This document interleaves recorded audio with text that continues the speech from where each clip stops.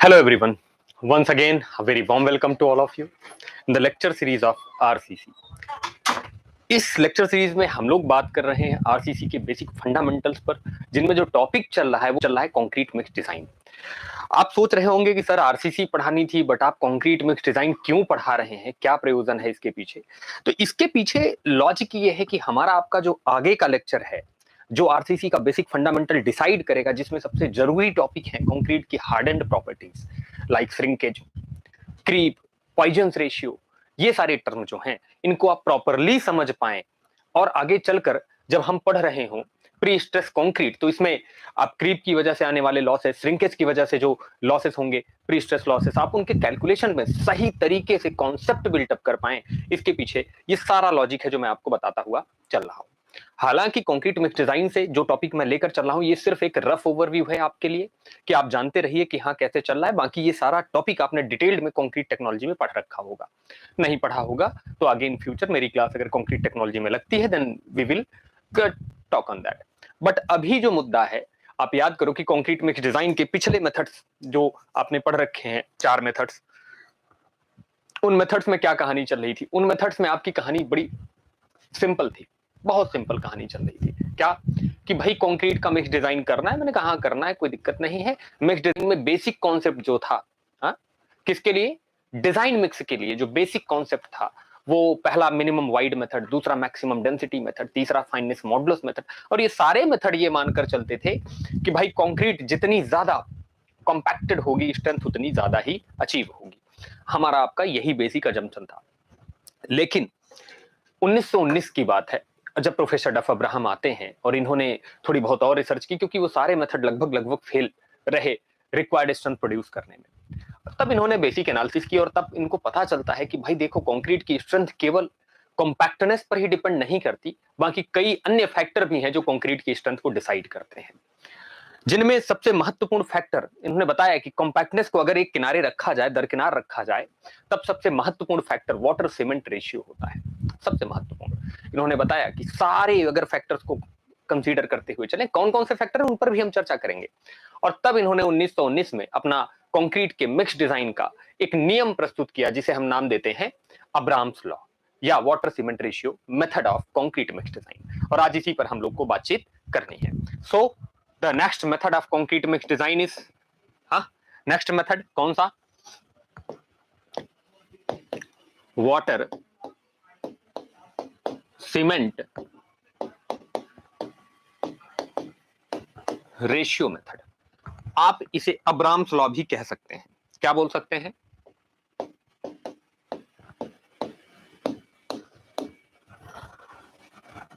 Abraham's law भी कह सकते हैं। अब ये अब्राहम्स लॉ कहता क्या है, इसे थोड़ा हम लोग को समझना चाहिए। ये लॉ किसने दिया था? अगर इनका नाम पूछे तो आप ऐसे लिख दीजिएगा कि इन्वेंटेड बाय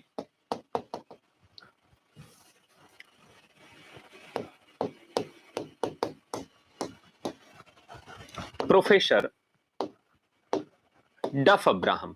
अच्छा, सबसे बड़ी एक बात है, आपको मजाक की बात बताएं कि गुजरात पब्लिक सर्विस कमीशन का पेपर है और पेपर एई का है।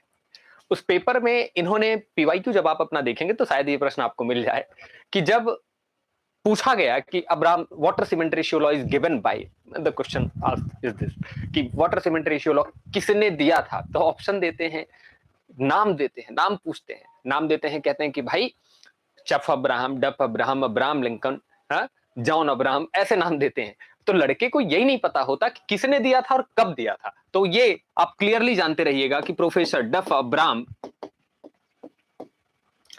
इन्होंने दिया था। और कब दिया था? 1919 में।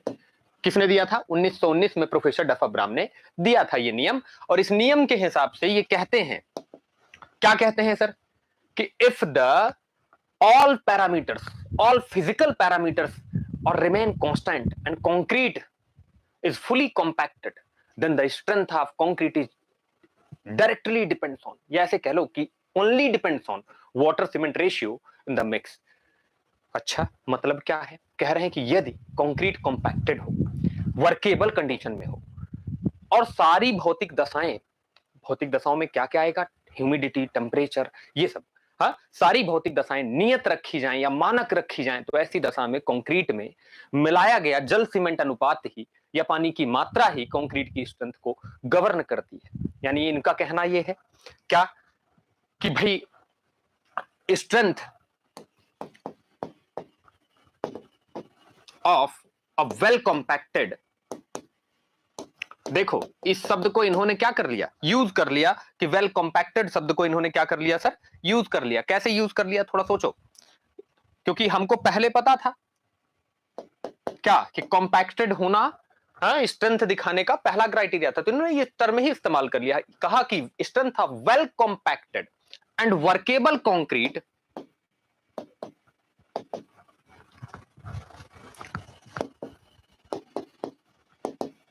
workable concrete depends only on the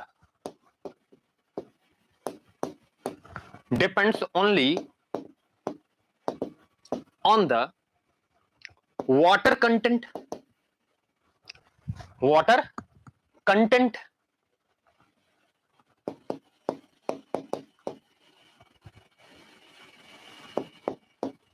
और वाटर सीमेंट रेशियो। यानी कह रहे हैं कि यदि ऐसी स्थिति हो कि कंक्रीट वेल कॉम्पैक्टेड है और वर्केबल है, हाँ गुड वर्केबिलिटी जितनी हम चाह रहे हैं वैसे वर्केबल कंडीशन में है, तो ऐसी दशा में कंक्रीट की स्ट्रेंथ केवल निर्भर करती है किस पर सर, एक तो बताया इन्होंने किस पर निर्भर करती है, किस पर बताया, पहला तो बताया वाटर सीमेंट रेशियो पर और दूसरा बताया कि वाटर कंटेंट पर। यह बात आपको याद रखनी है, इस चीज पर निर्भर करती है। अब लोगों ने पूछा कि निर्भरता आखिर होगी कैसे, यानी हाउ डिपेंड्स, आप ये बताओ कि क्या बढ़ने पर बढ़ेगा, घटने पर घटेगा, आखिर किस तरह की डिपेंडेंसी है। तब इन्होंने बताया, और तब बताया क्या, आप वो थोड़ा देखिए। कहते हैं कि strength of concrete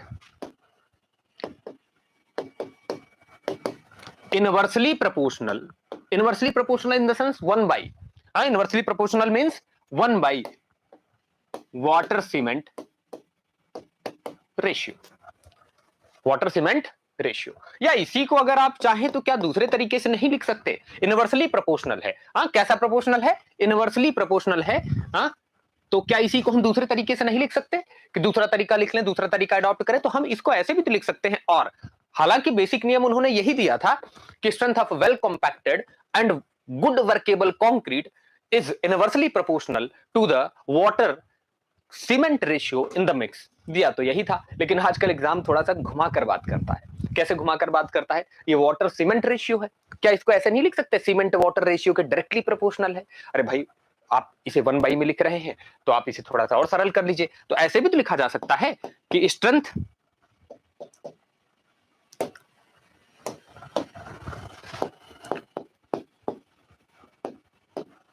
of concrete directly proportional cement water ratio, cement water ratio. क्या हम ऐसे नहीं लिख सकते, ऐसे भी तो लिख सकते हैं सर। अगर हम ऐसे लिख सकते थे कि इनवर्सली प्रोपोर्शनल है वाटर सीमेंट रेशियो के, तो ऐसे भी तो लिखा जा सकता है कि डायरेक्टली प्रोपोर्शनल है वाटर सीमेंट रेशियो के, सॉरी सीमेंट वाटर रेशियो के, ऐसे भी तो हम लिख सकते हैं। और ऐसे लिख सकते हैं, तो ये बात आपसे पूछी गई। अब इनसे कहा लोगों ने कि काम करिए सर, आपके पास क्या कोई इंपेरिकल इक्वेशन वगैरह है कि किस तरह की डिपेंडेंसी है, कैसा दिखाई देगा, अगर डिपेंडेंसी को हम चेक करें तो कैसे दिखाई देगा। इनसे ये सवाल बने कि सर बताइए कि कैसे स्ट्रेंथ की डिपेंडेंसी होगी। और तब जाकर इन्होंने क्या किया कि दो बेसिक कांस्टेंट्स का इस्तेमाल किया और एक सरल इंपेरिकल इक्वेशन दिया स्ट्रेंथ के लिए। हाँ, तो मैं यहां उस इंपेरिकल इक्वेशन पर चलता हूं। Empirical equation according to Duff Abrams for strength of concrete. इन्होंने एक ये हैशटैग लगा के जब भी बात लिखता हूं तो इसका मतलब है कि मैं पॉइंट बाय पॉइंट आपसे चर्चा करता हुआ चलता हूं, ठीक है। अच्छा, तो इन्होंने क्या कहा कि स्ट्रेंथ कैसे डिपेंडेंसी है, तो इन्होंने बताया, क्या बताया कि वो इंपेरिकल इक्वेशन दिया, sigma is equals to A upon B की पावर ए अपॉन बी की पावर W/C, या इसे ऐसे नहीं कह सकता मैं, हाँ क्या कह दूं, x। ये इक्वेशन इन्होंने दिया, ये इक्वेशन दिया। अब लोगों ने पूछा कि इस इक्वेशन को आपने दिया और इक्वेशन का क्या महत्व है, कैसे आखिर हम जस्टिफिकेशन में ले आए इसे। तो उन्होंने बताया कि साहब ऐसा करो ना, हम यहां लिख देते हैं, यहां कौन क्या है तुम थोड़ा समझो। सिग्मा जो है ये है कंप्रेसिव स्ट्रेंथ ऑफ कंक्रीट। कौन है? Compressive strength of concrete. अच्छा, दूसरी बात की ए और ये जो बी है, दीज आर कांस्टेंट। हाँ, दीज आर कांस्टेंट। इन कांस्टेंट की वैल्यू जो है अलग अलग होगी, अभी देखेंगे कितनी होगी। अच्छा, ये तो कांस्टेंट है, और ये जो x है, x is equals to what sir, W/C ratio, water cement ratio. ये तीन टर्म इन्होंने इस्तेमाल की। अब लोग पूछते हैं कि आखिर आपने ए बी की वैल्यू क्या रखी।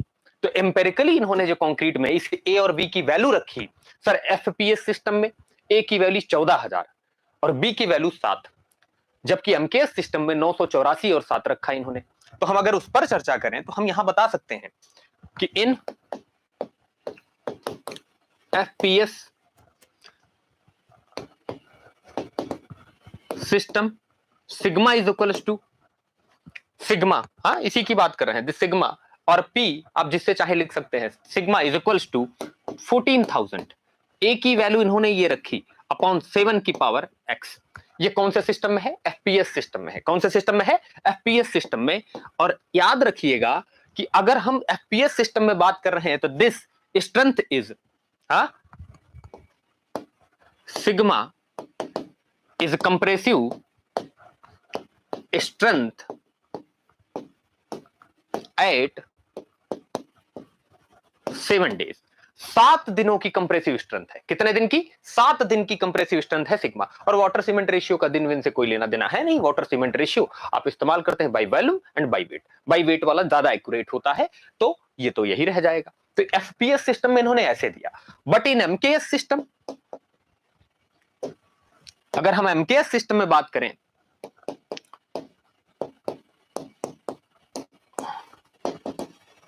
MKS system sigma is equals to 984 divided by 7 की पावर x। और यहां भी, यहां भी ये सिग्मा कौन है सर? सिग्मा जो है, अगर यहां भी बात करें, sigma is compressive strength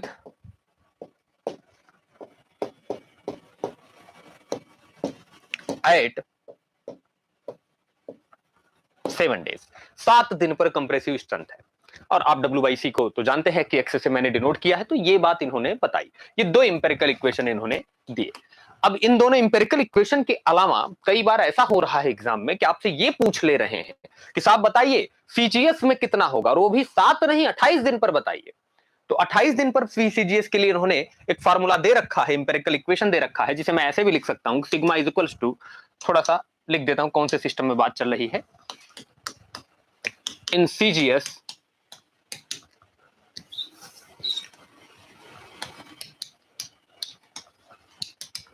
system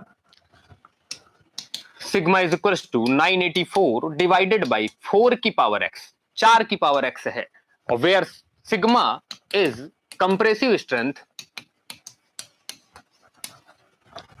eight 28 days. अभी आपको आगे चलकर यह भी पता चलेगा कि एज के साथ स्ट्रेंथ पर क्या इफेक्ट पड़ता है, या एज के साथ क्या संबंध है स्ट्रेंथ का, उस पर भी हम चर्चा करेंगे। अब इनके नियम के हिसाब से इतनी बातें निकल के आई। क्या निकल के आया? हम यहां कह सकते हैं क्या निकल के आया कि sir, if the all physical parameters remain constant or standard, then the strength of a well compacted and good workable concrete is only depends on water cement ratio। किस पर डिपेंड करता है? वाटर सीमेंट रेशियो पर। ठीक है, कैसे dependency है? तो आप ऐसे भी बोल सकते हैं, the strength of a well compacted and workable concrete is inversely proportional to the water cement ratio। ऐसे भी कहा जा सकता है। तो हम कह लेंगे कि इनवर्सली प्रोपोर्शनल है, ठीक है। लेकिन ये नियम जो इन्होंने दिया, इस नियम की बात अगर की जाए तो ये नियम सर, ऐसे मैं कहूं तो ये नियम इन्होंने जो दिया, आपको बताया कि भाई स्ट्रेंथ ऑफ वेल कॉम्पैक्टेड, मैं और करके लिख दे रहा हूं, strength of a well compacted and workable concrete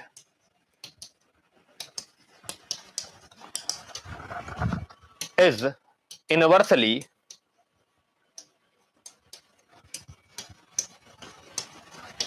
proportional to water cement ratio। और यहां मैं थोड़ी सी बात ऐसे आपके लिए ऐसे एक स्टार लगा दे रहा हूं, जैसे होता है ना टर्म्स एंड कंडीशन अप्लाइड। तो ये टर्म्स एंड कंडीशन क्या है? टर्म्स एंड कंडीशन यही है कि जब कंक्रीट के सारे फिजिकल पैरामीटर्स, टेम्परेचर, ह्यूमिडिटी, हाँ, ये सब कांस्टेंट रखे जाएंगे, तब ये इफेक्ट देखने को या ये लिमिट, ये लॉ वैलिड होता देखा जाएगा। आप ऐसे कह सकते हैं कि तभी ये नियम वैलिड होगा। कहानी समझ गए? अब इस नियम की बात करें तो ये नियम कब काम नहीं करेगा, यानी ऐसी कौन सी दशाएं बनेंगी, क्या लिमिटेशन है कि कम से कम वो हो जानी चाहिए या वो फुलफिल हो जाए, तब जाकर कहीं ये नियम लागू होगा। चलो लिमिटेशन पर चलते हैं। लिमिटेशन पर चलें हम, तो हम थोड़ा लिमिटेशन पर बात करते हैं यहां, और ये बहुत जरूरी टॉपिक है। क्या टॉपिक है? आप ये जब तक नहीं जानते रहेंगे काम नहीं बनेगा। क्या है? Limitation of water cement ratio law. Water cement ratio नियम के क्या लिमिटेशन है, इस पर बात करते हैं। तो लिमिटेशन की बात करो तो एक बात सोचो ना यार, कि आप सीमेंट मिला रहे हैं जिसमें स्ट्रेंथ आने के चांसेस ही नहीं, मतलब सीमेंट डिके कर चुका है, उससे स्ट्रेंथ गेन नहीं कर सकता, और आप सारा नियम कानून फुलफिल कर ले रहे हैं। तो एक बात बताइए कि जिस स्ट्रेंथ की कंक्रीट चाहते हैं क्या आ जाएगी? क्योंकि स्ट्रेंथ देने का काम, बाइंडिंग का काम तो किसका है? सीमेंट का। सीमेंट ही खराब है, और सीमेंट खराब है तो इसका मतलब है कि आप चाहे जितना नियम लगा लीजिए स्ट्रेंथ आने वाली नहीं है। तो पहला नियम तो यही होना चाहिए, यानी पहला लिमिटेशन तो यही होना चाहिए कि जितने भी इंग्रेडिएंट्स कंक्रीट में इस्तेमाल किए जाएं वो सफिशिएंट और क्वालिटेटिव होने चाहिए, यानी किसी भी तरह से डिफेक्ट नहीं होना चाहिए। हाँ, किसी भी तरह से डिफेक्ट नहीं होना चाहिए। तो पहला लिमिटेशन यही हो सकता है कि ingredients of concrete, ingredients of concrete should be qualitative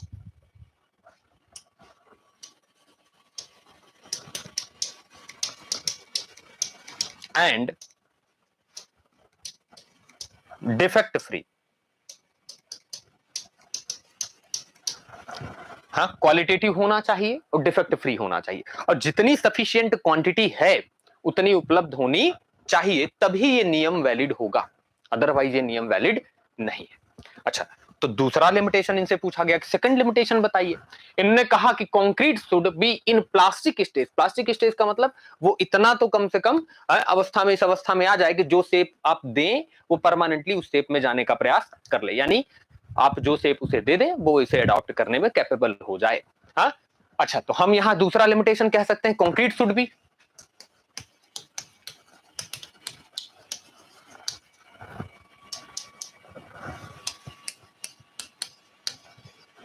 plastic and workable. अगर प्लास्टिक और वर्केबल, वर्केबल शब्द को आगे चलकर समझिएगा कि कितनी आसानी से कंक्रीट को फर्मे में प्लेस करके स्मूथ सतह प्रदान की जा सकती है। आप ये जो डेफिनेशन याद करके बैठते ना, मत कीजिएगा, हम आगे चलकर बताएंगे कि वर्केबल का मतलब क्या है। ठीक है? या कुछ लोग कह देते हैं कि कंक्रीट को कितने आसानी से प्लेस किया जा सकता है, उसकी ये प्रॉपर्टी क्या कहलाती है? वर्केबिलिटी कहलाती है। तो मत कहिएगा, अभी आप सिर्फ ये जानिए कि वर्केबल का मतलब है कि आसानी से जो शेप साइज आप चाहें वो उसे दे पाने में आप कैपेबल, आसानी से, मतलब कम से कम बल लगाकर। आगे चलकर मैं इसकी डेफिनेशन दूंगा, आपको बताऊंगा भी कि क्या होता है। तो मैंने आपको बताया कि concrete should B plastic and workable, इस कंडीशन में होनी चाहिए। अच्छा, तीसरा जो लिमिटेशन है वो है कि कॉम्पैक्शन ऑफ कंक्रीट। हाँ, कॉम्पैक्शन ऑफ कंक्रीट ये एक स्टैंडर्ड तरीके से किया जाना चाहिए, मतलब कंक्रीट का कॉम्पैक्शन अच्छे से किया जाना चाहिए। अच्छे से कॉम्पैक्शन कैसे होता है? हाँ, कॉम्पैक्शन हो गया या नहीं ये कैसे पता चलेगा कंक्रीट में? ओवर कॉम्पैक्शन तो नहीं हो गया कहीं, कहीं कॉम्पैक्शन कम हुआ तो, कॉम्पैक्शन कम हुआ तो स्ट्रेंथ पर इफेक्ट पड़ेगा, और ज्यादा कॉम्पैक्शन हो गया तो भी स्ट्रेंथ पर इफेक्ट पड़ेगा। क्यों? क्योंकि ज्यादा कॉम्पैक्शन जो होता है ना, excess compaction leads to segregation. तो सर एक्सेस कॉम्पैक्शन भी नहीं होना चाहिए, अंडर कॉम्पैक्शन भी नहीं होना चाहिए, स्टैंडर्ड तरीके से होना चाहिए, मतलब जितना कॉम्पैक्शन जरूरी। तो यहां मैं लिख रहा हूं कॉम्पैक्शन, क्यूरिंग, कॉम्पैक्शन और क्यूरिंग इन दोनों की बात कर रहे हैं। हाँ, तो ऐसे लिखूं मैं, कॉम्पैक्शन को अलग से लिख देता हूं, क्यूरिंग को अलग से लिख देता हूं। Compaction of concrete should be done in standard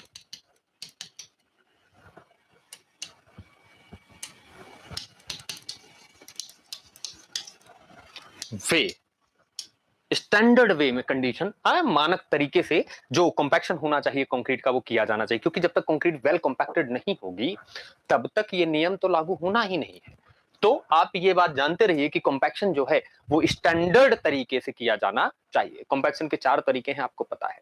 हाँ, आगे चलकर हम देखेंगे कि 4 तरीके हैं, कौन कौन से हैं, उन पर हम आगे चलकर बात करेंगे। ठीक, चलिए यहां आते हैं। 4 तरीके कौन से हैं, आपको याद है?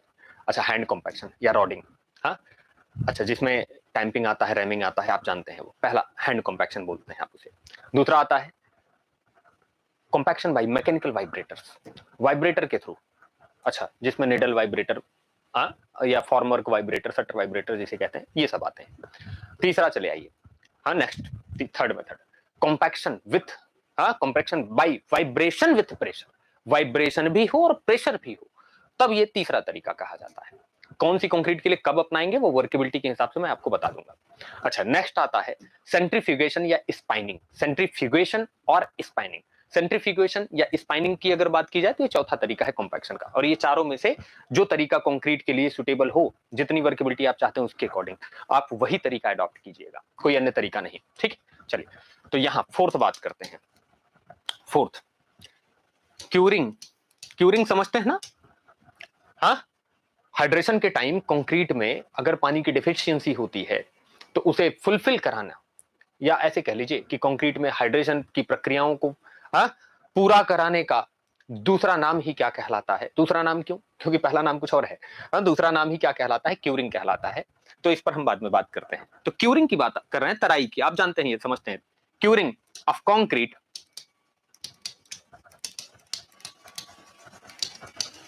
Should be done in standard condition,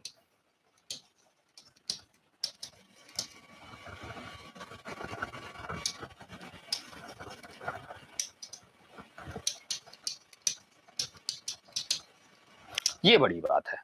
standard condition कि कंक्रीट की क्यूरिंग मानक दशा में की जानी चाहिए।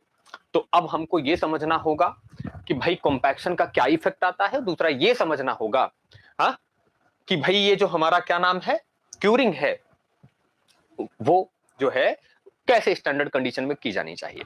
अच्छा, दूसरा, एज ऑफ टेस्टिंग कंक्रीट की जो होनी चाहिए, एज ऑफ टेस्टिंग वो भी क्या होनी चाहिए? जितने एज पर आप टेस्ट कर रहे हैं स्ट्रेंथ के लिए, जैसे मान लीजिए कि आप एक कंक्रीट चाहते हैं जिसके 28 दिन बाद स्ट्रेंथ 10 मेगापास्कल हो, तो ऐसा ना हो कि आप 28 दिन तक का वेट नहीं कर सकते हैं, 7 ही दिन पर टेस्ट करना शुरू कर देंगे। 7 दिन पर करेंगे तो कम आएगा, लेकिन उसी अनुपात में आएगा। तो बात समझ गए? तो स्टैंडर्ड डे पर ही हम क्या करते हैं, टेस्टिंग भी करते हैं। तो एक लिमिटेशन ये भी है कि एज जो होनी चाहिए वो स्टैंडर्ड एज होनी चाहिए, उसके पहले या उसके बाद आप टेस्टिंग नहीं करेंगे। ठीक है, अच्छा, तो इसको हम क्या कर लेते हैं, आगे ले लेते हैं और बात करते हैं कि हमारी क्यूरिंग की स्टैंडर्ड कंडीशन क्या है। स्टैंडर्ड कंडीशन, हम ऐसे कंडीशन को लिख दें, condition for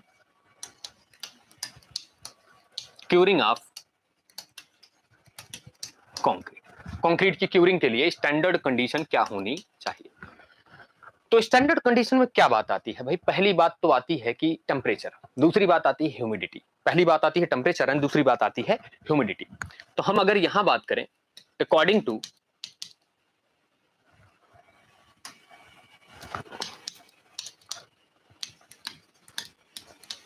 Indian standard,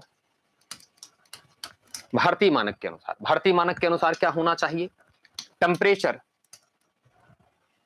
temperature at the time of curing should be 27 plus minus 2 degree centigrade. This is the value. हाँ, टेम्परेचर क्या होना चाहिए 27 ± 2 degree centigrade.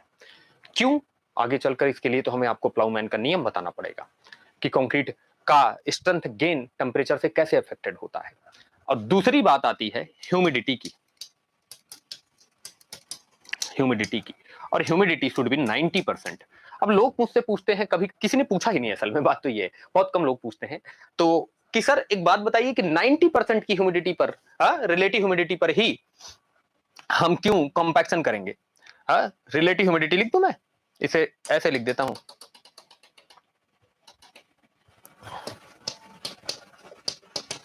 Relative humidity is equals to 90%। तो 90% की रिलेटिव ह्यूमिडिटी पर ही आपको क्यूरिंग करनी चाहिए अगर आप वाटर सीमेंट रेशियो मेथड इस्तेमाल कर रहे हैं, तभी ये नियम वैलिड भी होगा। लेकिन आखिर 90% ह्यूमिडिटी ही क्यों? ये सवाल कभी किसी ने जल्दी पूछा नहीं। उसके लिए आपको थोड़ा सा पढ़ना पड़ेगा एक नियम जिसे बोलते हैं सॉरर्स लॉ। क्या बोलते हैं? सॉरर्स। इसमें एस साइलेंट होता है, ऐसे लिखिएगा, नहीं तो चॉरस पढ़ लेंगे। हाँ, सी एच साइलेंट है, सॉरर्स लॉ। हाँ जी, ये नियम पढ़ेंगे तो पता चलेगा कि सॉरर्स लॉ क्या कहता है। इस सॉरर्स लॉ के अकॉर्डिंग ही हम बात करेंगे आगे चलकर, और आपसे बताएंगे कि कंक्रीट की टेस्टिंग क्यूरिंग के दौरान 90% ही ह्यूमिडिटी क्यों लेते हैं। चलो मैं रफली ऐसे बता ही देता हूं, पहले एक एक चीजें निपटाता हूं।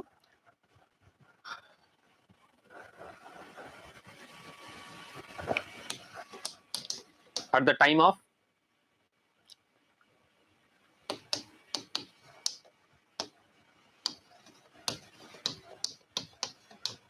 क्यूरिंग के टाइम पर टेम्परेचर 27 ± 2, रिलेटिव ह्यूमिडिटी 90%। अब सवाल यह है कि आखिर ये 90% ही क्यों? तो चलो दूसरा आते हैं, टेम्परेचर 27 ± 2 ही क्यों? तो हम इधर टेम्परेचर पर बात करें। आपसे एक बात बताते हैं, ध्यान से समझिएगा। सामान्य ताप दाब जो लेते हैं हम एसटीपी या एनटीपी, तो कितना लेते हैं? 27 ± 2। ठीक है, ले लिया जाएगा, कोई दिक्कत नहीं।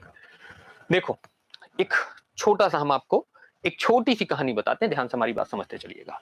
ये रहा वो टेम्परेचर स्केल, आप समझिए, और ये है वो टेम्परेचर जिसे आप 27 ± 2 कह रहे हैं। मैं यहां ले लूं 27, हाँ 27 ± डिग्री सेंटीग्रेड, ±2 डिग्री सेंटीग्रेड मैं यहां ले रहा हूं। अच्छा, एक टेम्परेचर तो ये है। दूसरा टेम्परेचर आप जानते हैं कि जैसे जैसे क्या होगा, जैसे जैसे टेम्परेचर कम होगा, कंक्रीट में जो सीमेंट हम रखे हैं उसका हाइड्रेशन प्रोसेस स्लो होता जाएगा। तो सर स्लो होगा, बहुत स्लो होगा, सीज होगा, फ्रीज होगा, क्या होगा, ये कंडीशन समझने के लिए हम यहां चलते हैं। ये प्लाउमैन्स लॉ के अकॉर्डिंग बातचीत हम कर रहे हैं, ध्यान से बात सुनिएगा हमारी। यहां से चले आइए 4.5, राउंड ऑफ में कहना हो तो ऐसे 5 डिग्री सेंटीग्रेड बोल दीजिए, 5 डिग्री सेंटीग्रेड। हाँ, और इधर चले चलिए कहां, 38 डिग्री सेंटीग्रेड, या राउंड ऑफ में बात करना हो कितना बोल दीजिए, हाँ आप बोल दीजिए सर 40 डिग्री सेंटीग्रेड। इससे नीचे अगर कोई भी कंक्रीट वर्क करते हैं, यहां देखिए, यहां इससे इससे ऊपर करते हैं तो ये कहलाता है हॉट वेदर कंक्रीटिंग। क्या कहलाता है? Hot weather concreting. इसके इधर, इसके इस साइड, मतलब दिस साइड क्या कहलाएगा? Hot weather concreting. इसके इधर करते हैं अगर आप, इसके इधर चले आइए, हाँ इस टेम्परेचर के नीचे अगर आप करते हैं तो ये कहानी कहलाती है कोल्ड वेदर कंक्रीटिंग। क्या कहलाएगी? Cold weather concreting. और अगर आप यहां से यहां तक की रेंज में करते हैं तो this is normal weather concreting. क्या कहलाएगा?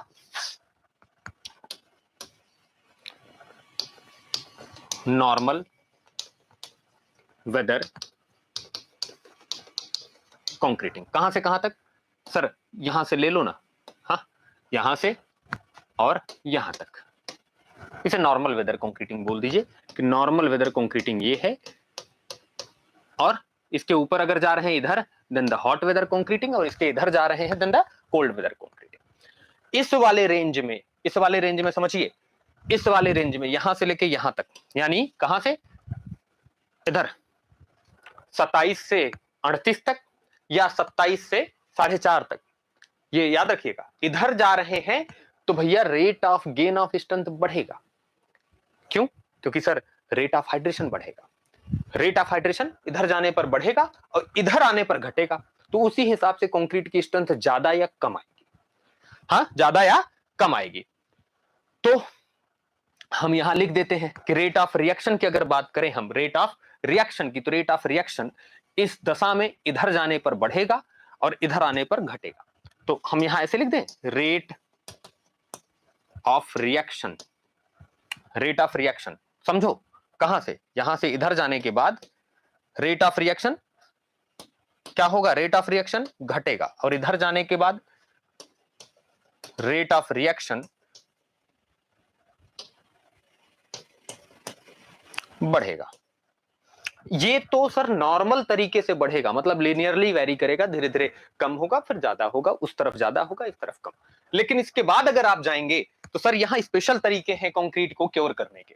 हाँ, क्यों? अगर आप वो अडॉप्ट नहीं करते हैं तो इतने हॉट वेदर में कंक्रीट के भीतर का पानी तुरंत ही इवापोरेट हो जाएगा और कंक्रीट वर्केबल भी नहीं बनी रह पाएगी, हाइड्रेशन भी नहीं हो पाएगा प्रॉपर, तो स्ट्रेंथ आने का हाँ ज्यादा सवाल पैदा नहीं होता। ये स्थिति इधर की तरफ है। तो इधर के लिए हमने यहां नहीं बोला है, हमने इस दशा में बात की है कि रेट ऑफ रिएक्शन की यही कहानी होगी। समझ गए? समझ गए बात? अच्छा, अब हम चलते हैं, हाँ अब हम चलते हैं किधर की तरफ, समझो बात हमारी। 38 डिग्री सेंटीग्रेड तक इधर जा रहे हैं तो बढ़ रहा है, इधर जा रहे हैं तो घट रहा है। इधर आओ, यहां एक टेम्परेचर रेंज है 2 डिग्री सेंटीग्रेड। क्या टेम्परेचर रेंज है? 2 डिग्री सेंटीग्रेड, 2 डिग्री सेंटीग्रेड। यहां आपका 0 डिग्री सेंटीग्रेड है और यहां एक टेम्परेचर रेंज है -11.7 डिग्री सेंटीग्रेड। आपको याद होगा, तो दिस इज -11.7 डिग्री सेंटीग्रेड। ये कट गया है क्या? कैमरे में नहीं दिख रहा, नहीं दिख रहा, मुझे थोड़ा सा इसको इधर लिख लेना पड़ेगा। ठीक है,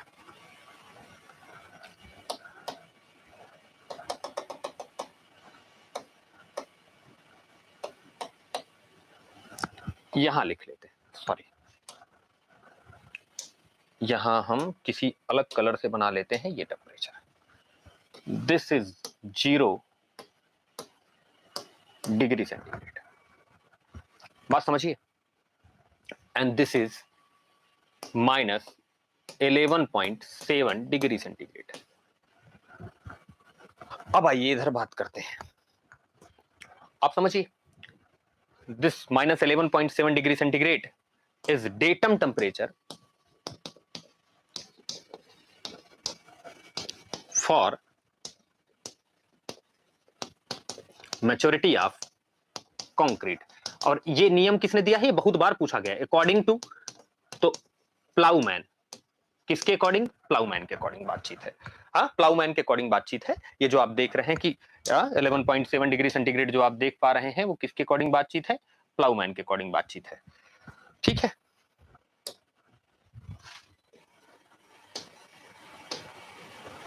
ठीक है,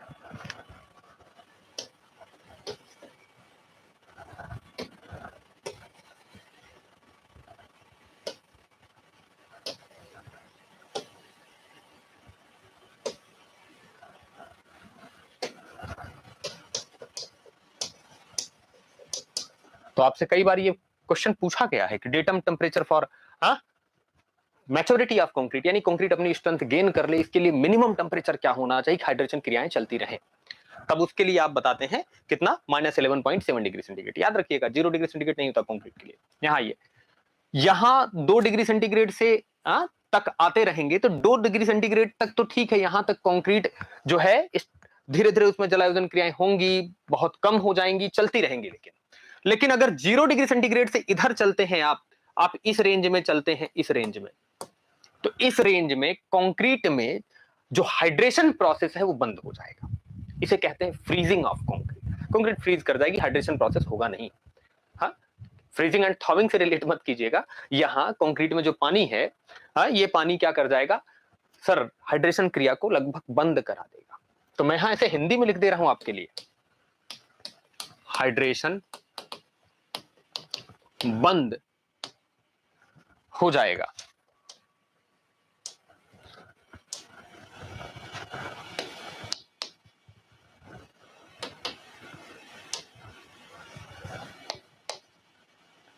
हाइड्रेशन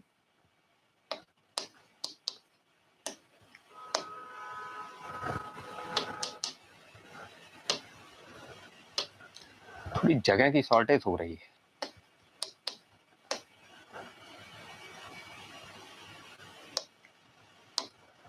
हाइड्रेशन बंद हो जाएगा, हाँ नहीं चलेगा। अच्छा, इसे आप फ्रीजिंग सेक्शन कहते हैं। फ्रीजिंग बल्कि मत कहिए, बल्कि कहिए कि हाइड्रेशन जो है वो क्या हो जाएगा, बंद हो जाएगा। अच्छा, ये दूसरा जो 11.7 डिग्री सेंटीग्रेड के नीचे मामला है, आप समझिए सर, 11.7 डिग्री सेंटीग्रेड के इधर नीचे जो ये सेक्शन है, ये सेक्शन जो आप देख रहे हैं, यहां कंक्रीट सीज कर जाती है। हाँ, क्या कर जाएगी, सीज कर जाएगी।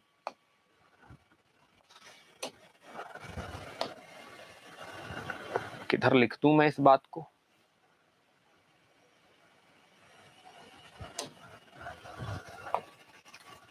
थोड़ा छोटा करते हैं इसे।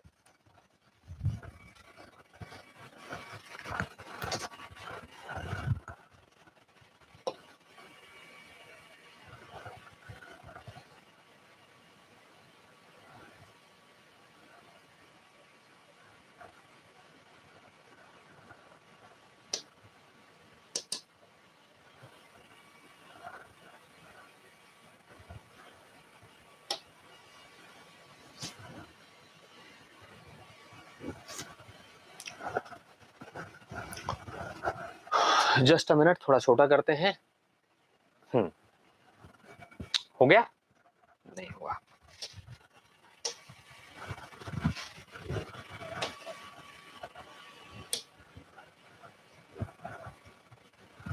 नहीं हुआ, ठीक है। यहां हाइड्रेशन प्रोसेस -11.7 डिग्री सेंटीग्रेड से नीचे जाने के बाद कंप्लीटली स्टॉप्स। हाँ, कंप्लीटली बंद हो जाएगा और कभी दोबारा शुरू नहीं होगा। हाँ, कभी दोबारा हाइड्रेशन शुरू नहीं होगा। तो मैं ऐसे थोड़ा रेड पेन से लिख दे रहा हूं, कभी दोबारा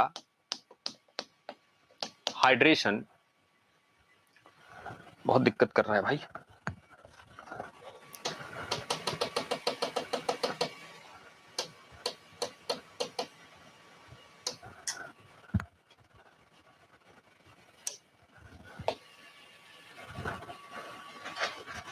ठीक है। इस सेक्शन में आने के बाद यहां हम इस बात को ऐसे थोड़ा मार्क करके बाहर ले आते हैं और यहां लिखते हैं, कभी दोबारा हाइड्रेशन शुरू नहीं होगा।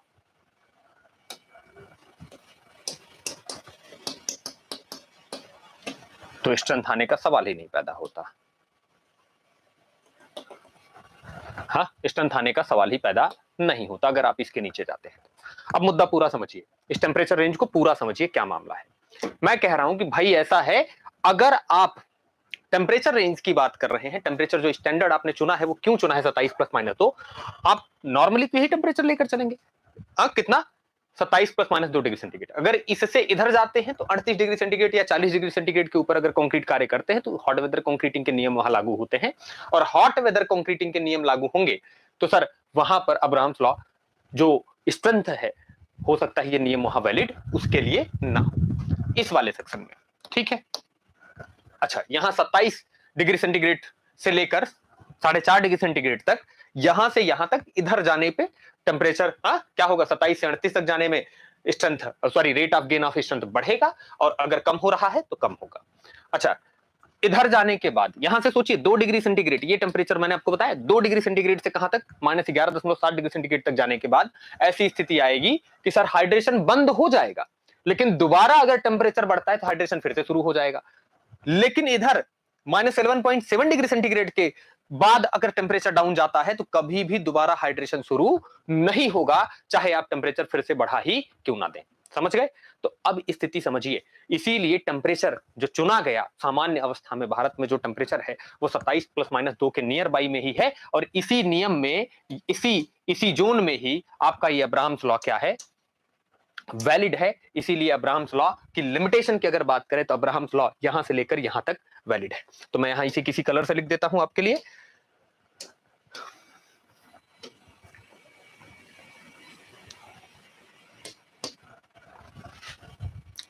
इसी जोन में या इसी क्षेत्र में वैलिडिटी ऑफ अब्राम्स लॉ। तो सर वैलिडिटी कहां से कहां तक है? इसी जोन में है जो कहां से कहां तक चल रहा है, 4 से लेके कहां तक, 38 तक। लेकिन स्टैंडर्ड कितना हमने चुना? 27 ± 2 डिग्री सेंटीग्रेड, यही चुना है और यही हमारा स्टैंडर्ड टेम्परेचर होना चाहिए at the time of curing. अब समझ में आया कि 27 ± 2 डिग्री सेंटीग्रेड ही क्यों लेते हैं, उससे ज्यादा उससे कम क्यों नहीं ले रहे हैं, उससे ज्यादा या कम जाने पर क्या होगा? अब समझ में आ रहा है? क्योंकि अगर उससे ज्यादा जाते हैं तो हॉट वेदर कंक्रीटिंग होगी और वहां पर अब्राहम्स लॉ वैलिड नहीं है, क्योंकि वहां हॉट वेदर कंक्रीटिंग के नियम लागू होंगे। ठीक है, 78 IS 7861 एक IS कोड है 7861 7861, उसके अकॉर्डिंग सारे नियम कानून लागू होंगे। जबकि इधर नीचे चले आइए 4.5 डिग्री सेंटीग्रेड के नीचे, तो यहां भी इसे कोल्ड वेदर कंक्रीटिंग कहते हैं। इस वाले क्षेत्र को क्या बोलेंगे? Cold weather concreting. इधर वाले को अब कहां लिखूं, इधर तो जगह नहीं है, कोल्ड वेदर कंक्रीटिंग कहते हैं और कोल्ड वेदर कंक्रीटिंग के नियम 4.5 डिग्री सेंटीग्रेड से नीचे लागू होते हैं। ठीक, जबकि 4.5 से लेकर 38 तक इसी में नॉर्मल वेदर कंक्रीटिंग कहते हैं और इसी में अब्राहम्स लॉ वैलिड है, इसी जोन में। ठीक, इधर चले आइए -11.7 डिग्री सेंटीग्रेड के नीचे, अगर उसके नीचे जाता है तो हाइड्रेशन प्रोसेस कंप्लीटली बंद हो जाएगा और कभी दोबारा शुरू नहीं होगा। जबकि 2 डिग्री सेंटीग्रेड से कम जाने पे ये दोबारा शुरू हो भी सकता है अगर टेम्परेचर बढ़ जाए तो। समझ गए? चलो, तो rate of gain of strength की कहानी ये समझ में आई। अब rate of gain of strength जितना ज्यादा, कंक्रीट में स्ट्रेंथ भी उतनी ज्यादा, इसीलिए हम टेम्परेचर कितना लेकर चलते हैं? 27 ± 2। इसी के लिए अब्राहम्स लॉ वैलिड है। ठीक, और इस जोन में इसकी वैलिडिटी है यहां से यहां तक। चलिए नेक्स्ट बात करते हैं, हम नेक्स्ट चर्चा में आते हैं और अगला चर्चा देखते हैं हम लोग किसकी बात करेंगे। हम नेक्स्ट बात करेंगे हम लोग ह्यूमिडिटी की।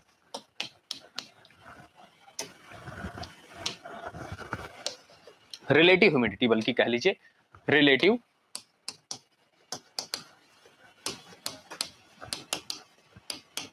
Humidity.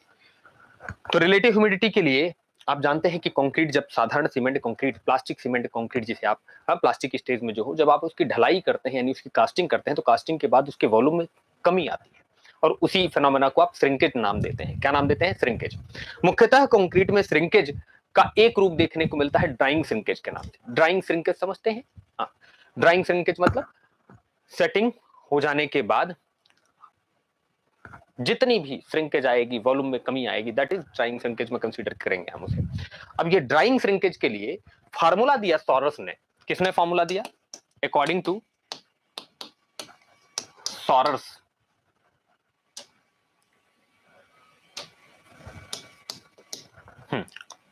Sorus law, drying shrinkage epsilon ds is equals to 0.00125.9 minus h।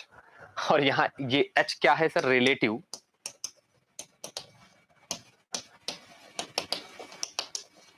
Humidity.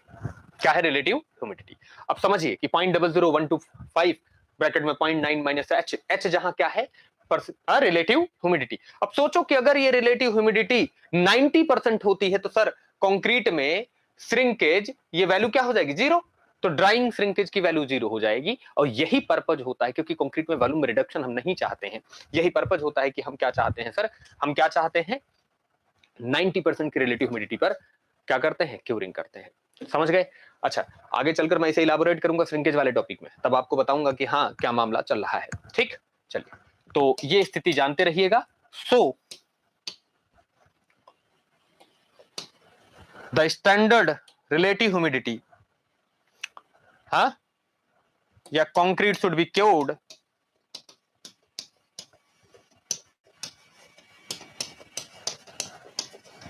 Eight 90%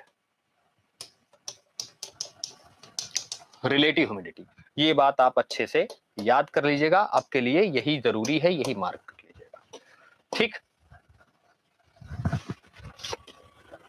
कि कंक्रीट की क्यूरिंग कितने पर करनी चाहिए? 90% पर। अब समझ में आया ये कहानी क्यों चल रही है? वैसे इसके पीछे अन्य भी कारण है, लेकिन एक कारण मैंने आपको यहां से श्रिंकेज वाले, ड्राइंग श्रिंकेज वाले कॉन्सेप्ट से बता दिया है जो आपको समझना चाहिए।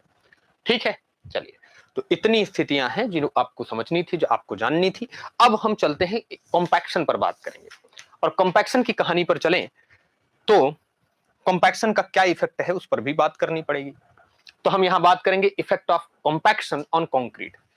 तो नेक्स्ट टॉपिक अपना, आपने कहा था ना कि भाई कॉम्पैक्शन का क्या इफेक्ट पड़ेगा, तो effect of compaction on concrete.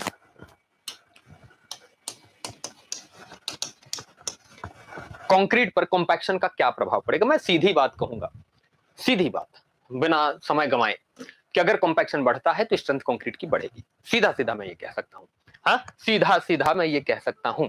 हाँ क्यों भाई, तो मैं ये भी कह सकता हूं कि water cement ratio law is valid only when concrete is fully compacted.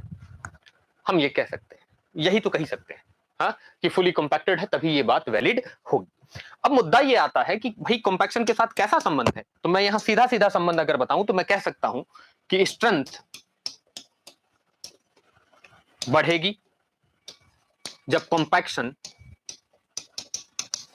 बढ़ेगा और स्ट्रेंथ घटेगी जब कॉम्पैक्शन घटेगा। समझ गए बात हमारी, हाँ तो हम ये कह सकते हैं कि भैया डिग्री ऑफ कॉम्पैक्शन बढ़ने पर स्ट्रेंथ बढ़ेगी, घटने पर घटेगी, ऐसे रिलेशन बना सकते हैं, ठीक है। लेकिन यहां पर हमारे सामने एक चुनौती आती है कि कितना, यू नो दैट कि 1% वाइड्स इन कंक्रीट 1%। मैं यहां नोट करके आपके लिए एक बात लिख देता हूं, नोट करके आपके लिए एक बात लिख देता हूं, क्या 1% voids in concrete leads to, 1% void हो leads to 5% reduction in strength. 1% void है अगर कंक्रीट में तो 5% तक स्ट्रेंथ में कमी देखने को मिलती है, ये बात आप जानते रहिएगा। हाँ अगर 1% वाइड है तो कितना परसेंट, 5% तक कंक्रीट में स्ट्रेंथ में कमी देखने को मिलेगी। अभी मैं इसके लिए आपके स्ट्रेंथ, वाटर सीमेंट रेशियो, सारे फैक्टर को कंसीडर करते हुए एक फाइनल ग्राफ बनाऊंगा जो आपको समझ में आएगा कि water cement ratio, degree of compaction, इन सबके साथ कंक्रीट का स्ट्रेंथ का कैसा संबंध है। चलिए, तो यहां अगर हम बात करें तो हम बता सकते हैं, क्या कह सकते हैं। दूसरी बात यहां समझिए, क्या ऐसा नहीं है कि 1% पर 5% है तो 2% पर 10 होगा, 3 पर 15 होगा, 4 पर 20 होगा, ऐसा नहीं है सर, ऐसा नहीं है। ये 1% पर 5 है, ये एक जनरल बात है, लेकिन जो वेरिएशन है वो लीनियर वेरिएशन स्ट्रेंथ का नहीं है। किसके साथ, स्ट्रेंथ का और वाइड्स का या कॉम्पैक्शन का लीनियर वेरिएशन नहीं कि कॉम्पैक्शन जितना ज्यादा उतनी ही ज्यादा स्ट्रेंथ। वेरिएशन अभी तक लीनियर मान रहे थे हम, लेकिन वास्तव में लीनियर वेरिएशन नहीं होता। हाँ तो वेरिएशन ऐसा नहीं है कि भैया इधर देखो, ऐसे ऐसे ग्राफ बना लो, इधर स्ट्रेंथ बना लो, इधर परसेंटेज वाइड बना लो, तो ऐसा नहीं कि 1% वाइड पर 5% है ये, हाँ तो 2% पर ये 10 होगा और ग्राफ ऐसा बनता चला जाएगा, ऐसा नहीं होने वाला है, ऐसा नहीं होने वाला सर। फिर कैसा वेरिएशन होता है, चलो मैं थोड़ा तुम्हें समझाता हूं,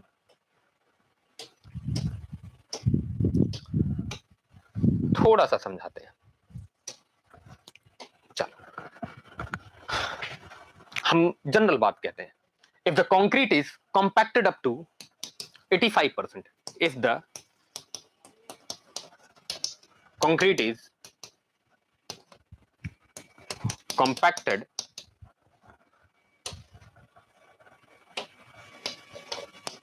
up to 85%, 85% तक compacted है, then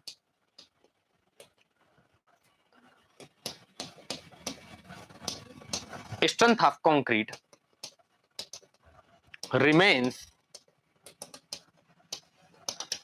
only कितनी बचेगी सर, ओनली कितनी बचेगी, 20%। यानी समझो अगर कंक्रीट में 15% तक वाइड हो गया तो ऐसी दशा में कंक्रीट की स्ट्रेंथ केवल 20% बचेगी, यानी 85% तक कॉम्पैक्टेड है, यानी 15% वाइड बच गया तो साहब 20% स्ट्रेंथ बचेगी, यानी 100 मेगापास्कल की कंक्रीट बना रहे हैं तो 20 ही मेगापास्कल स्ट्रेंथ आएगी।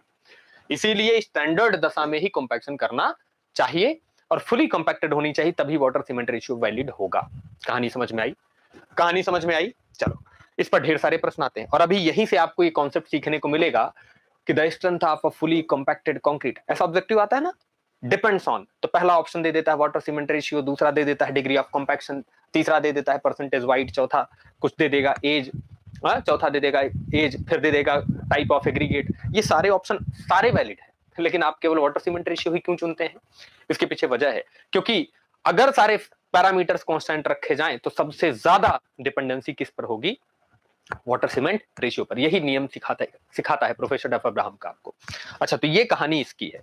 अब ये तो हम समझ गए। अब दूसरा समझना है कि कंक्रीट के स्ट्रेंथ को केवल, ऐसा नहीं है कि केवल वाटर सीमेंट रेशियो या केवल degree of compaction, temperature, humidity यही गवर्न करते हैं, ऐसा बिल्कुल नहीं है।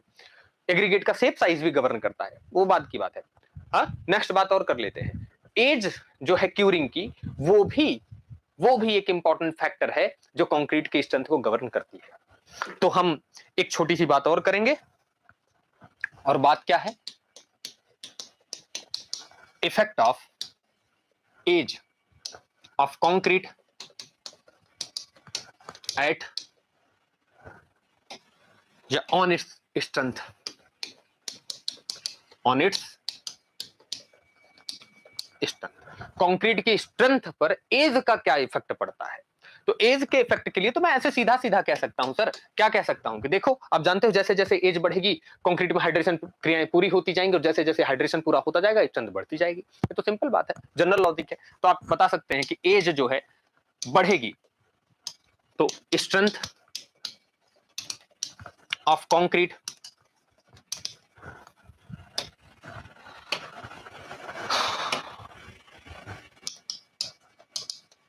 क्या होगा? बढ़ेगा। और घटेगी तो घटेगा, यानी कम एज होगी तो कम स्ट्रेंथ होगी, जाहिर सी बात है। लेकिन ऐसा नहीं है दोस्त, ऐसा बिल्कुल नहीं है, ऐसा बिल्कुल नहीं है। क्या कि 500 साल एज हो गई तो कंक्रीट की स्ट्रेंथ 5 लाख मेगापास्कल हो जाएगी अगर हम 5 का बना रहे हैं तो? ना ना, ऐसा बिल्कुल नहीं। फिर कैसा है? कंक्रीट की स्ट्रेंथ एक निश्चित समय तक धीरे धीरे बढ़ती है, फिर उसके बाद लगभग लगभग वो कांस्टेंट वैल्यू अचीव करने का प्रयास करती है, लेकिन ये समय सीमा लगभग 5 साल के बाद आती है कि लगभग लगभग कांस्टेंट रहेगा, लेकिन इंक्रीजिंग ऑर्डर में ही रहेगा। समझ गए? क्योंकि हाइड्रेशन उसमें लगातार चलता रहेगा सीमेंट का, और हाइड्रेशन चलता रहेगा तो स्ट्रेंथ बढ़ती रहेगी। तो अब एज के साथ क्या बातचीत है वो हम थोड़ा देखें और समझें। एज के साथ अगर हम बातचीत करें तो एक तरफ एज ले लें, हाँ एज ले लेते हैं, और दूसरी तरफ हम compressive strength as compared to 28 days strength. लेकिन ये टेबल तभी वैलिड होगी जब सीमेंट हमारा कैसा हो? ओपीसी हो, ऑर्डिनरी पोर्टलैंड सीमेंट हो, तभी ये टेबल हम वैलिड कहेंगे। अब ये 28 दिन का क्या लोचा है? आप जानते हैं कि जैसे जैसे एज बढ़ेगी वैसे वैसे स्ट्रेंथ बढ़ती जाएगी। तो स्ट्रेंथ बढ़ती जाएगी तो एक काम करिए ना कि आज 100 मेगापास्कल स्ट्रेंथ की कंक्रीट बनाने के लिए आप बना रहे हैं, और बना लीजिए 100 मेगापास्कल, और फिर 100 मेगापास्कल धीरे धीरे आता रहेगा अगले 400-500 सालों में। क्या दिक्कत है? 400-500 साल में, मजाक के लिए कह रहा हूं, it is approximately 1 year, maximum 1 year तक आती रहती है, उसके बाद भी आएगी धीरे धीरे, लेकिन आने की दर कम हो जाएगी। Rate of gain of strength जो है कंक्रीट का, ये समय के साथ बढ़ता है, लेकिन उसके बाद धीरे धीरे कांस्टेंट टर्मिनल वैल्यू अचीव करने का प्रयास करता है। ये बात जानते हैं आप, ठीक है? अच्छा, तो ऐसा है तो क्या करें सर? एक दिन पर बना रहे हैं तो बड़ी कम स्ट्रेंथ होगी, 2 दिन पर बनाते हैं, यानी स्ट्रक्चर पर लोड 2 दिन पर लगाते हैं, 3 दिन पर लगाते हैं, 5 दिन पर लगाते हैं, या 500 दिन पर लगाते हैं। तो जैसे जैसे हम बढ़ते जाएंगे वैसे वैसे स्ट्रेंथ बढ़ती जाएगी। अब आप सोचो क्या सोचना है। मान लीजिए आप ये छत बना रहे हैं, फॉर एग्जांपल ऊपर एक छत है, ये बना रहे हैं, आप फर्मा वर्मा लगा के कंक्रीट डाल दिए हैं, और इस छत पर लोड आना है, मान लीजिए आपकी हिसाब से लोड आना है 5 मेगापास्कल, फॉर एग्जांपल ऐसे ही मान लो कि 5 मेगापास्कल या लोड आना है जिसके लिए आप डिजाइन कर रहे हैं।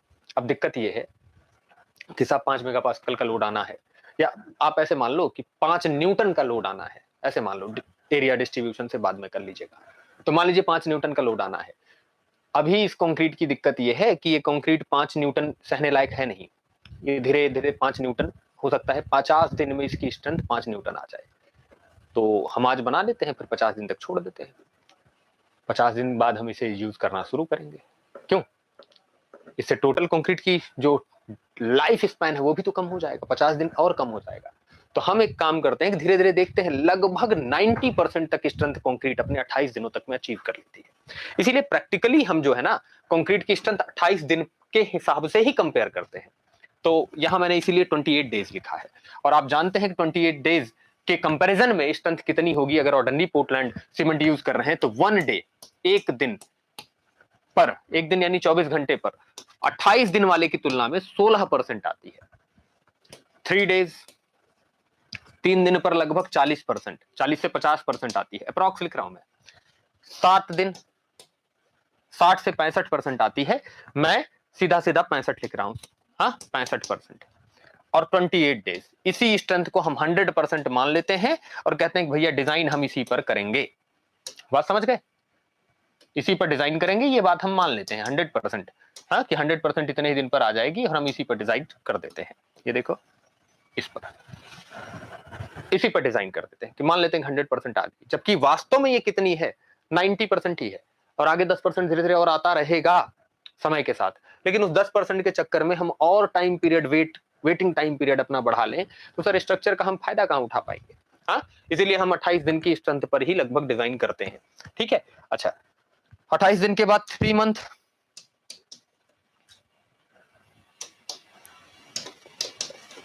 3 महीने पर 110%, कितना 110। 6 मंथ, 6 मंथ पर अगर बात कर रहे हैं तो 115, हाँ 115%। अच्छा, और अगर हम बात कर रहे हैं 1 ईयर पर,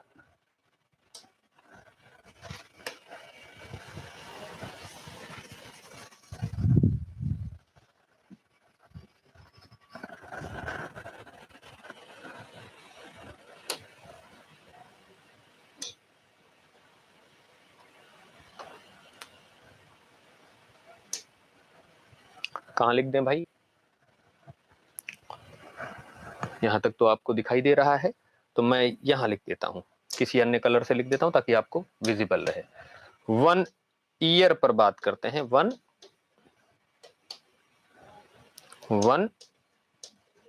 ईयर पर, तो 1 ईयर पर 120 से 125% ये स्ट्रेंथ हमें देखने को मिलती है 28 दिन के कंपैरिजन में।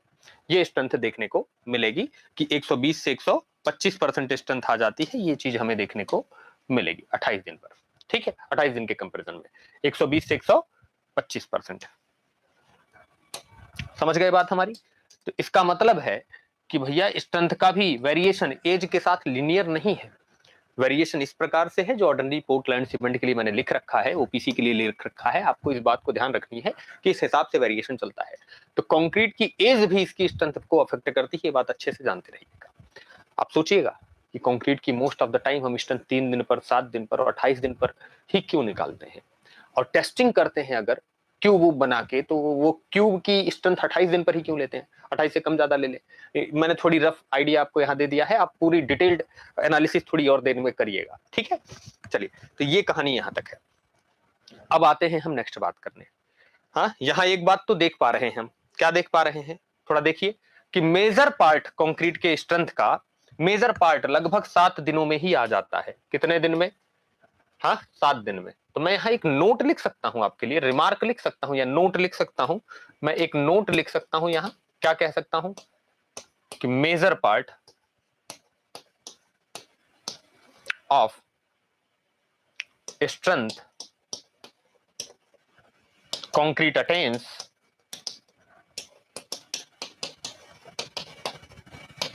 इन 1 वीक। 1 वीक यानी क्या, 7 डेज। लगभग कंक्रीट अपनी स्ट्रेंथ का मेजर पार्ट कितने दिन में, 7 दिन में ही अटेन कर लेती है, 7 दिन में ही अटेन कर लेती है। ये बात आप अच्छे से जान लीजिए, अच्छे से समझ लीजिए। यही बात आपसे मैं करने वाला था, यही बात आपको बताने वाला था कि concrete attain its major strength, major part of strength in 1 week और 7 डेज। ये बात आपसे कई बार एग्जाम में पूछते भी हैं, तो आप जानते रहिएगा। अब आप कई सारी चीजें समझ चुके हैं कि कंक्रीट की स्ट्रेंथ को कौन कौन गवर्न करता है। तो कंक्रीट की स्ट्रेंथ को अभी तक जो हमारा मानना था, हमारा परसेप्शन था कि कॉम्पैक्शन कॉम्पैक्टनेस ही गवर्न करती है। फिर बाद में हम आए कि नहीं पानी की मात्रा भी गवर्न करती होगी, तो नहीं सर, इनके अलावा भी ढेर सारे फैक्टर हैं। जैसे पहला factor quality of aggregate,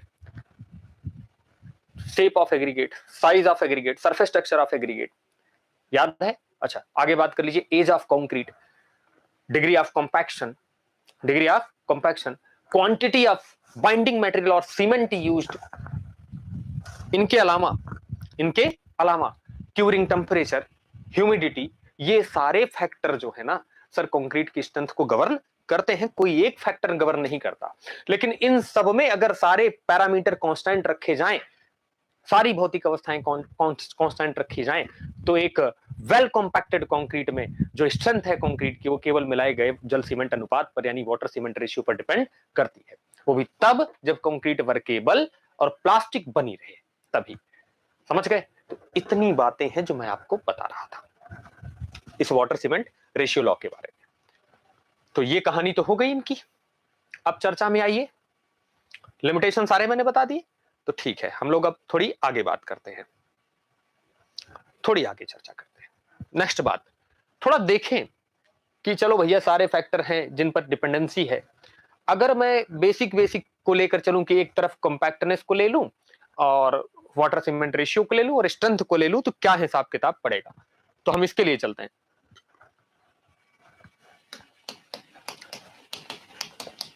effect of water cement ratio on effect of water cement ratio on strength of concrete.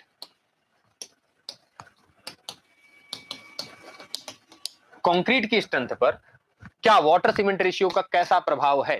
तो मैं यहां कह सकता हूं कि when concrete is plastic and workable, then the water cement ratio is directly proportional to strength.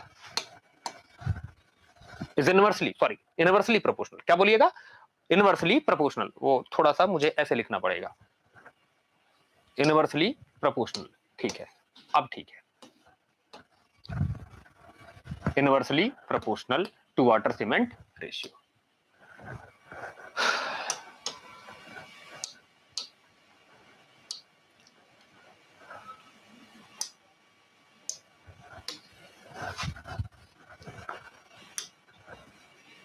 या ऐसे भी लिख सकते हैं कि स्ट्रेंथ इनवर्सली प्रोपोर्शनल W/C, ऐसे लिखा जा सकता है। ठीक है, लिख दिया। अब इस बात को थोड़ा जस्टिफिकेशन में लेकर चलिए और सारे लिमिटेशन फॉलो कर लीजिए। सारे लिमिटेशन फॉलो कर लेंगे तो एक ग्राफ आपको मिलेगा, जो ग्राफ आपके एग्जाम में भी पूछा गया है। एक तरफ हम ले लेते हैं, ग्राफ ड्रॉ करते हैं, देखते हैं वाटर सीमेंट रेशियो और स्ट्रेंथ के बीच का क्या संबंध है। एक तरफ ले लेते हैं वाटर सीमेंट रेशियो, ठीक है। इस तरफ हम ले लेते हैं W/C और इस तरफ ले लेते हैं स्ट्रेंथ। क्या ले लेते हैं? स्ट्रेंथ। एक तरफ स्ट्रेंथ ऑफ कंक्रीट इस एक्सिस पर बना लिया मैंने, और इस एक्सिस पर मैंने बना लिया वाटर सीमेंट रेशियो। तो जो ग्राफ आपको देखने को मिलेगा वाटर सीमेंट रेशियो, देखो ऐसा नहीं है कि वाटर सीमेंट रेशियो बहुत कम कर देंगे। देखो, क्योंकि थोड़ा तो पानी कंक्रीट को चाहिए हाइड्रेशन के लिए, 38 से 40% आपको प्रोवाइड ही करना है। हाँ, तो ये देखो यहां रहेगा, यहां से चलेगा, और ये ग्राफ ऐसा बनेगा।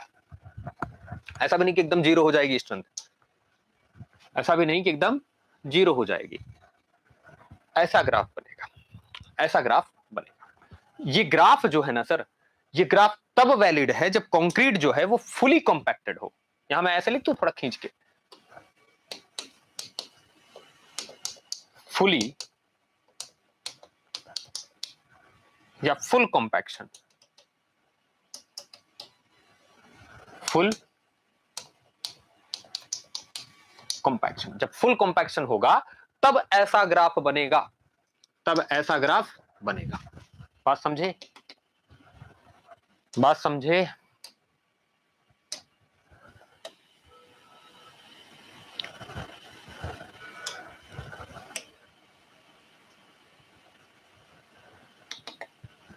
अरे यार,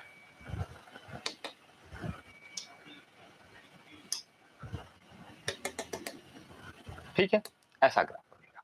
फुल कॉम्पैक्शन की दशा में ऐसा ही ग्राफ बनेगा। यानी जैसे जैसे वाटर सीमेंट रेशियो, देखो आपको मिनिमम इतना वाटर तो प्रोवाइड करना ही पड़ेगा ना कंक्रीट को। ये देखो इतना क्यों प्रोवाइड करना पड़ेगा, ये क्यों प्रोवाइड करना पड़ेगा आपको, ताकि सर देखो एक बात समझो, ये क्यों प्रोवाइड करना पड़ेगा, इसलिए प्रोवाइड करना पड़ेगा कि भैया अगर इससे कम करोगे तो कंक्रीट प्लास्टिक होगी नहीं, वर्केबल कंडीशन में आएगी नहीं, तो वर्केबल होगी तभी ये बात चलेगी। तो ये तो मिनिमम वाटर रिक्वायरमेंट है जो आपको देनी पड़ेगी, और उस पर कुछ ना कुछ स्ट्रेंथ तो रहेगी, एग्रीगेट में रहेगी, कुछ ना कुछ तो रहेगी। ठीक है, जीरो नहीं हो जाएगी स्ट्रेंथ, इसीलिए ग्राफ ऐसा बनता है। लेकिन जब आप वाइब्रेटर के थ्रू कॉम्पैक्शन करते हैं, किसके थ्रू, वाइब्रेटर के थ्रू कॉम्पैक्शन करेंगे, तो सर वाइब्रेटर के थ्रू जरूरी थोड़ा है कि फुल कॉम्पैक्शन हो जाए। तो जब फुल कॉम्पैक्शन नहीं हो सकता तो ये स्ट्रेंथ का कर्व जो है ऐसा बनेगा।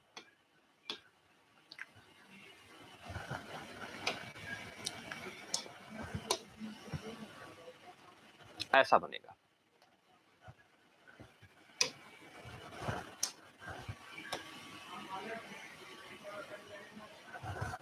ऐसा, और ये किसके थ्रू है, वाइब्रेटर कॉम्पैक्टेड। हाँ मैं ऐसे लिख दूं,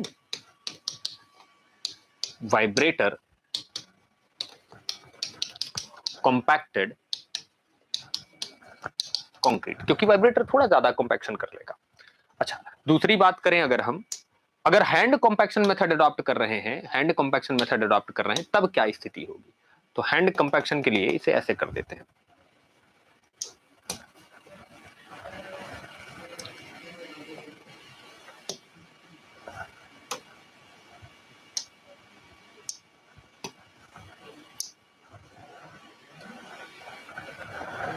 this is hand compacted concrete. और हैंड कंपैक्टेड कंक्रीट की स्ट्रेंथ और वाटर सीमेंट रेशियो में इस तरह का वेरिएशन देखने को मिलेगा। ये वाला ग्राफ आपके यहां पूछा जा चुका है, ये वाला कौन सा, ये वाला ग्राफ आपके यहां पूछा जा चुका है। तो स्ट्रेंथ का वाटर सीमेंट रेशियो के साथ क्या वेरिएशन है, ये कंक्रीट की कॉम्पैक्टनेस के हिसाब से, डिग्री ऑफ कॉम्पैक्शन के हिसाब से 3 अलग अलग कर्व के माध्यम से आप समझ सकते हैं। लेकिन ये कर्व तभी वैलिड है जब सारे कंडीशंस फुलफिल हो, लिमिटेशन जो है वो फुलफिल हो। और ये कर्व एक्चुअल स्केल पर नहीं बनाया है, इसीलिए हम लिख दे रहे हैं नॉट ऑन एक्चुअल स्केल। ये जस्ट आपके समझने के लिए मैंने एक कर्व बना दिया, और एक कर्व एग्जाम में पूछा गया है, तो ध्यान रखिएगा। इतना सारा बातचीत प्रोफेसर डफ अब्राहम ने किया, और इनकी बातचीत से आगे चलकर हमें यह समझ में आने लगा कि ढेर सारे फैक्टर, केवल कॉम्पैक्टनेस या बाकी चीजें ही नहीं, बल्कि ढेर सारे फैक्टर ऐसे हैं जो है कंक्रीट की स्ट्रेंथ को गवर्न करते हैं। लेकिन इन सारे फैक्टर्स में सबसे ज्यादा महत्वपूर्ण फैक्टर वाटर सीमेंट रेशियो है। ये बात आपको समझनी है, ये बात आपको जाननी है। ठीक है, चलिए धन्यवाद। इसी के साथ मिलते हैं अगले लेक्चर में, जिसमें हम बात करेंगे आईएस कोड मेथड पर। और IS code method of concrete mix design आपको पढ़ाने के बाद थोड़ी बेसिक इन्फॉर्मेशन देंगे, और फिर हम अपने प्रॉपर्टीज ऑफ कंक्रीट वाले सेक्शन में चलेंगे, जो मूलभूत तरीके से हमें पढ़ाना था। ये तो मैंने आपको इसलिए बताया ताकि आप मेरी बातें आगे चलकर समझ पाए। ठीक है, चलिए धन्यवाद, मिलते हैं आपसे।